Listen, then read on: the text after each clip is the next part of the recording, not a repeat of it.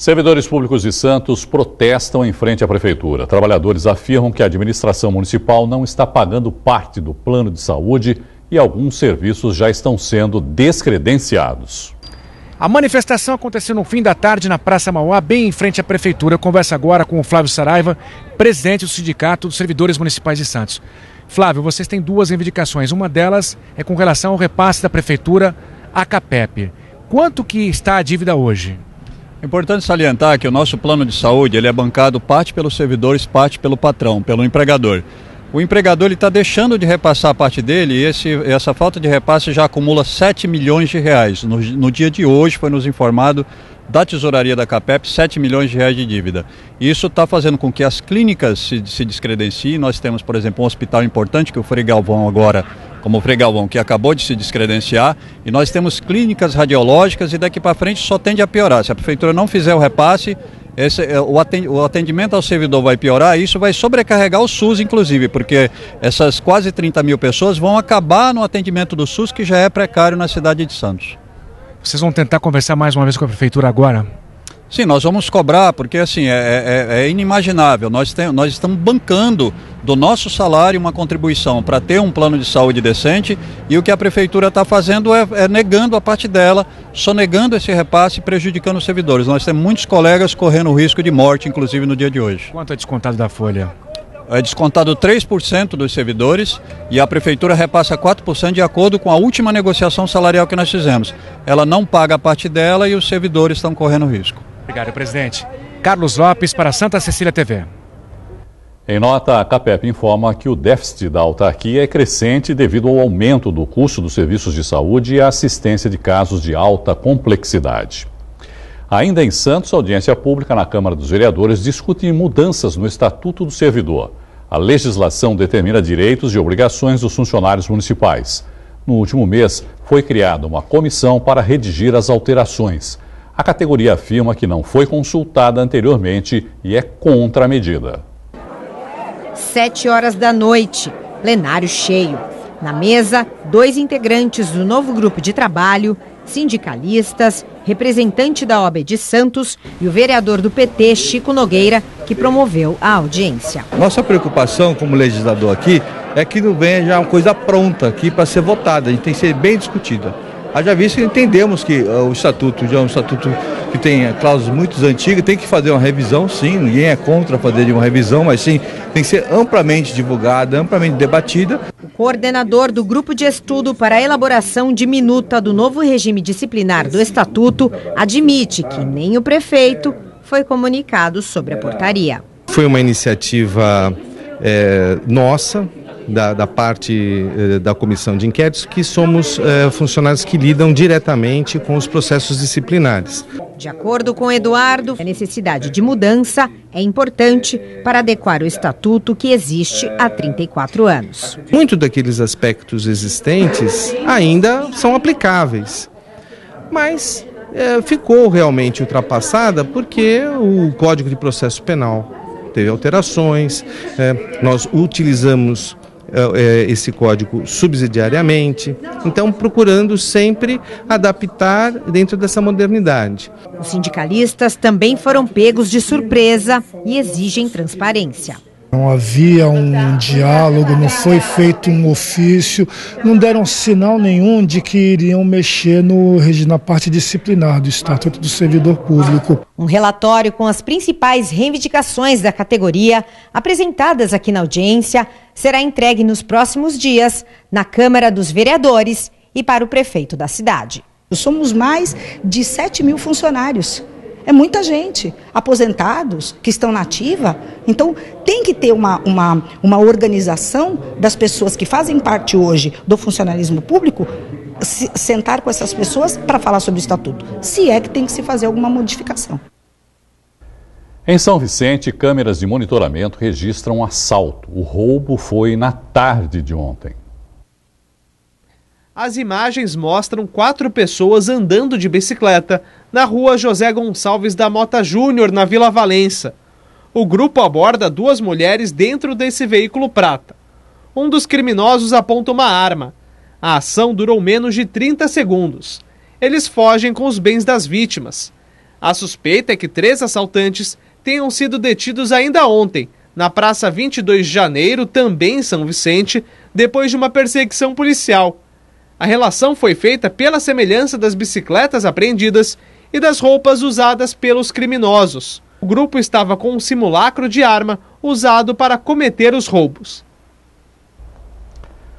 Mais uma reviravolta na situação política de Mongaguá. Uma decisão judicial expedida ontem mantém Rodrigo Cardoso Biagione como prefeito interino da cidade. As eleições suplementares seguem marcadas para o próximo dia 28. O novo comandante vai ficar à frente da administração municipal até 2020. 4 chapas concorrem ao pleito: Fernando Felize, do PT, Gilmar Aguiar Freitas, do PROS, Renato Donato, do PSB e o próprio Rodrigo Cardoso Biagione, do PSDB. O prefeito eleito em 2016, Arthur Parada Prócida, e o vice, Márcio Melo Gomes, são investigados por suspeita de desviar verbas da União destinadas à educação pública. O Lar Santo Expedito em Santos recebeu hoje as doações que foram arrecadadas no Nhoque Solidário. O evento, realizado pela cantina Babo Américo, aconteceu no dia 29 de setembro. Mais de R$ 4.500. O cheque foi entregue hoje à coordenadora do Lar Santo Expedito, que abriga crianças órfãs. O Lar Santo Expedito, ele precisa de doações e de pessoas que façam esse tipo de trabalho, pensando sempre no próximo. O dinheiro foi arrecadado na campanha Nhoque Solidário, que acontece na cantina Babo Américo. Todo dia 29 de cada mês, metade da venda do nhoque é doada a uma instituição. O Nhoque Solidário acontece há 5 anos. Nunca foi tão fácil fazer uma criança feliz. É só de dia 29, no Babo, que sempre vai ter um Nhoque Solidário para ajudar as crianças mais necessitadas. O dinheiro vai ser usado para as necessidades gerais do Lar Santo Expedito. A doação, é claro, é muito bem-vinda. E a iniciativa bem que poderia servir de exemplo. E muita gente poderia ser ajudada. São pequenas ações que a gente consegue atender muitas crianças, famílias também. Eu acho que do pouquinho em pouquinho a gente pode ajudar muita gente.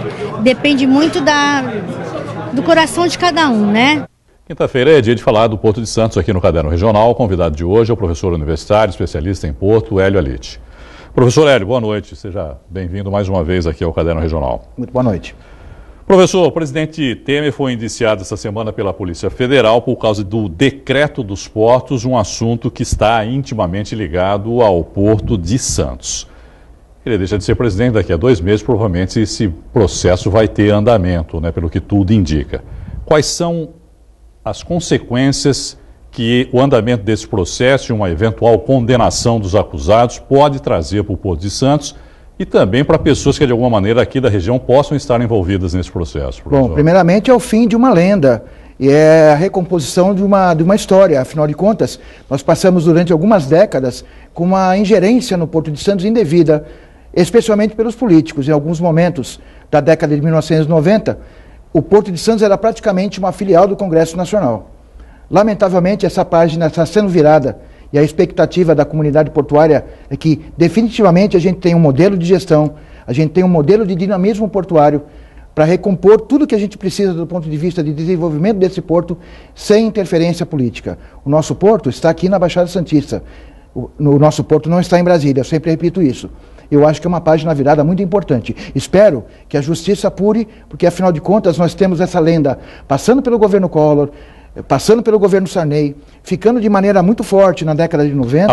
O senhor está se referindo ao fato de que a presidência da CODESP sempre foi uma indicação política e não técnica, né? É difícil o político que não indicou um cargo de direção, uma influência, até uma mudança de rumos da companhia em virtude de posições partidárias. Como em muitas outras estatais, do país também sempre tiveram esse problema de indicação política.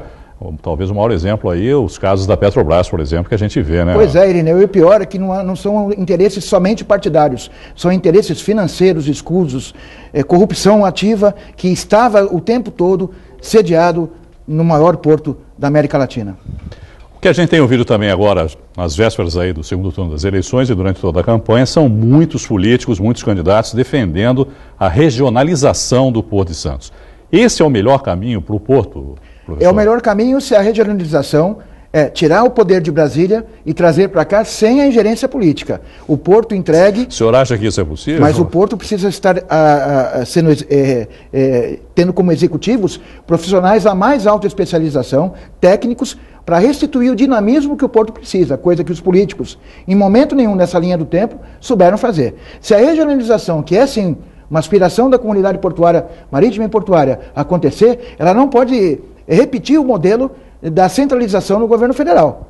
Não adianta passar para o Estado ou para o município, que eu acredito que aqui na Terra nós tenhamos profissionais capacitados para poder fazer a gestão desse porto alinhado com os padrões de qualidade, de segurança, de relação capital-trabalho que a gente vê no mundo todo, de maneira técnica e não política. A gente precisa definitivamente defenestrar a ingerência política no Porto de Santos, porque esse modelo nos atrasou muito. Mas essa ingerência política não vai existir sempre de alguma maneira, professor? Olha, mesmo que essa administração venha para o Estado, ou no caso, eu imagino que o mais interessante seria que essa administração seja local, aqui, municipal. Irineu, não vai haver ingerência política de alguma maneira? Tem mais uma delegação de executivos e de representantes de Santos viajando no norte europeu, na região de Algeciras, e acho que a 10ª ou 12ª... Por falta de conhecer Porto lá fora, não é, né, exatamente, professor? Isso a gente já sabe. Uma coisa é fato, o Porto de Santos está atrasado e desalinhado com os principais centros portuários produtivos do planeta, e isso não nos faz bem. Nós estamos voltando no tempo e nós precisamos ter uma visão de futuro, fazer um planejamento a longo prazo para poder estar alinhado. A vocação dessa região é a atividade portuária. E essa atividade portuária ela parou no tempo e no espaço, na infraestrutura, em situações em que cabia o governo federal prover e ele não fez. Bom, professor, mudando um pouquinho de assunto, mas ainda falando de Porto, obviamente, existe aí a possibilidade de o Porto contar até 2022 com um duto para o transporte de etanol, é isso? Como vai funcionar, professor? É gozado, Irineu, que também na véspera, no momento político, aparecem as pontes, os túneis, as revitalizações, a restituição da autonomia administrativa para o Porto. E esse projeto, eu preciso esclarecer a população, que acontece o seguinte, até 2022, nós teremos a primeira etapa, que já deveria estar concluída. A primeira etapa ela não contempla o Porto de Santos. A primeira etapa é o que deixou de ser feito por conta da Operação Lava Jato, do envolvimento de 2 participantes, que era a construtora Odebrecht e a construtora Camargo Correia, que acabaram sendo alijadas desse processo, substituída pelo Grupo Raizen Copersucar e pela Petrobras, para recomeçar um projeto. Esse projeto tem 3 etapas e até 2022 nós teremos uma etapa de interligação por dutovias que não chega ao Porto de Santos. Chega aonde, professor? Pois é, ele vai contemplar a região do centro do estado até as regiões de Goiás, Minas, Mato Grosso, mas... Seriam regiões produtoras, até né, de álcool. A refinaria de Paulínia e tudo mais.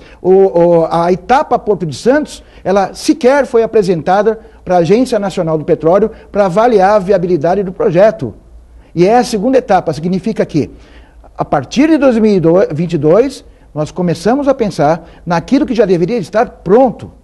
Como outros investimentos em infraestrutura, né, professor? Sim, que não dependeu da municipalidade, nem da atual gestão da Codesp, que foi a perimetral que não está terminada, obras, a revitalização do porto que nós estamos aí. Quando se fala em aeroporto também não saiu do papel. Olha, como a gente fala no futebol, Irineu, às vezes atrás do gol a gente tem uma caveira de burro enterrada, um sapo, alguma coisa. Nós precisamos achar, Irineu, aonde está aqui em Santos essa caveira de burro para que a gente possa evoluir. O que a gente precisa agora, nessa mudança em que tantas coisas importantes estão acontecendo é um novo clima, um novo ar, um novo momento, uma revolução da nossa maneira de ser. Tomara que essas mudanças ocorram e que será, sem dúvida nenhuma, de grande benefício para toda a nossa região. Professor Hélio, muito obrigado, viu, pela sua participação e uma boa noite. No dia que os estivadores comemoram o seu dia, 18 de outubro, dia dos estivadores. Parabéns a todos os estivadores, então. Muito obrigado, viu, professor? Ano que vem, o projeto Tantan, criado logo depois do fechamento da Casa de Saúde Anchieta, em Santos, completa 30 anos.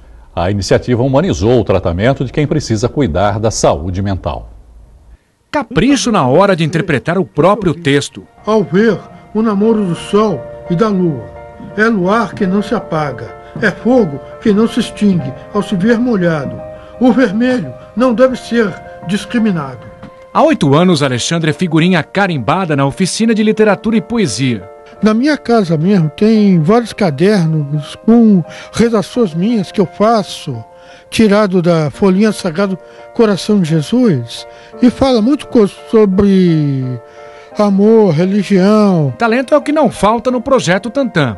E os encontros de eclipse parecem um grande baile, onde a dança do sol e da lua fazem multidões olhar o céu. Elizabeth começou há 13 anos ao lado da filha Francisca, que tem síndrome de Down. A literatura melhorou a vida desta professora? É o meu lugar no mundo, né? É o meu sonho de mundo. Eu queria que o mundo fosse assim, inclusive, todo mundo junto, trabalhando junto, fazendo junto. É esse lugar que eu queria para minha filha. Eu sou Berenena e eu sou atriz do teatro e fui para Portugal também. O grupo do teatro também. Você participa então de várias oficinas, é isso? Vou fazer tudo. Tudo? Tudo isso. E tem tempo? Bom, eu vou falar isso também. Os textos de Alexandre, Elizabeth, Francisca e outros alunos vão estar reunidos no próximo livro, A Nona Antologia. A organização não governamental que mantém o projeto busca ajuda para lançar a obra. 9 livros, um por ano. E esse ano nós não vamos deixar de lançar. Vamos sim, não conseguimos lançar agora no final. Mas em janeiro, na abertura da Tantã, nós vamos estar lançando o 9º livro. Não sei como, nem que eu vá vender cocadinhas na esquina. A oficina de literatura e poesia está entre as várias do projeto que acontecem nesse espaço no Teatro Municipal, cedido pela Prefeitura. Não importa se é louco, cego, surdo, manso, gordo, magro, down, autista, o que for. As pessoas chegam e a gente atende. Tendo vaga, acontece, né? E as propostas são as mais diversas com as oficinas que vocês têm, né? Tem, a gente tem ballet clássico, tem dança contemporânea, jazz, literatura e poesia, artesanato, música, libras. A gente tem costura, reutilização de materiais, construção de figurinos, grupo de família, palestra e tudo mais. Então os acontecimentos, o Tantã, ele pulsa a vida o tempo inteiro, né? Em quase 30 anos, mais de 5.000 pessoas já passaram pelo Tantã. O projeto foi criado pelo pedagogo Renato de Renzo, logo depois do fechamento da Casa de Saúde Anchieta, em Santos, em 1989. 3 anos depois, ele fundou a organização não governamental que mantém esta iniciativa, responsável por humanizar o tratamento da saúde mental. E nesse exato momento as pessoas falam que o mal desse século será a saúde mental. Isso são pesquisas internacionais. Eu digo que já estamos vivendo isso, não precisamos esperar mais um tempo. O mal do século passado, quase 90%, foi a solidão. E é interessante a gente notar que o tema que hoje está pelo mundo, está pelo Brasil, principalmente dentro das escolas, é o suicídio. É o pânico, é a depressão.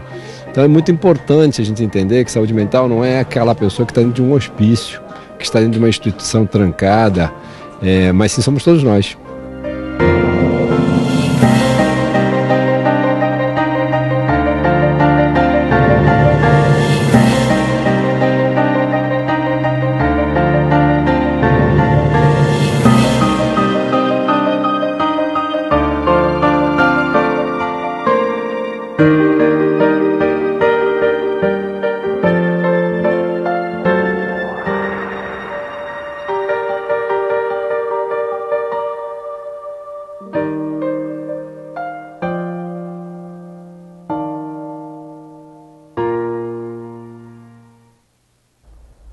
A edição de hoje termina aqui. Você continua bem informado acessando o Santa Portal. O Caderno Regional volta amanhã às 7 da noite. Eu espero por você.